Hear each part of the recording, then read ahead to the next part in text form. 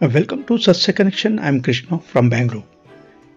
ಬೆಂಗಳೂರಿನ ನಾಗರಬಾವಿ ಮಲ್ಲತ್ತಳಿಯ ಗಾನಪಲ್ಲವಿ ಆಡಿಟೋರಿಯಂನಲ್ಲಿ ನುಡಿಗೋಲು 3 ಕೃತಿ ಲೋಕಾರ್ಪಣೆ ಸಮಾರಂಭ ಜರುಗಿತು. ಪ್ರೊಫೆಸರ್ GSG ಸಿದ್ದರಾಮಯ್ಯ ಉದ್ಘಾಟಕರಾಗಿ MS ಆಶಾದೇವಿ ಅವರು ಕೃತಿ ಬಿಡುಗಡೆಗೆ ಆಗಮಿಸಿದರು.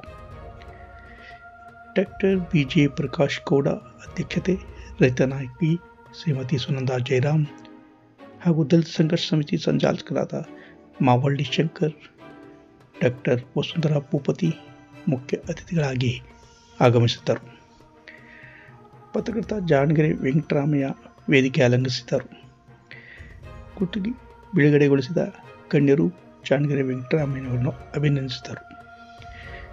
ವೇದಿಕೆ ಗಣ್ಯರನ್ನು ಜಾಣಗೆರೆ ವೆಂಕಟರಾಮಯ್ಯನವರು ಸನ್ಮಾನಿಸಿ ಗೌರವಿಸಿದರು.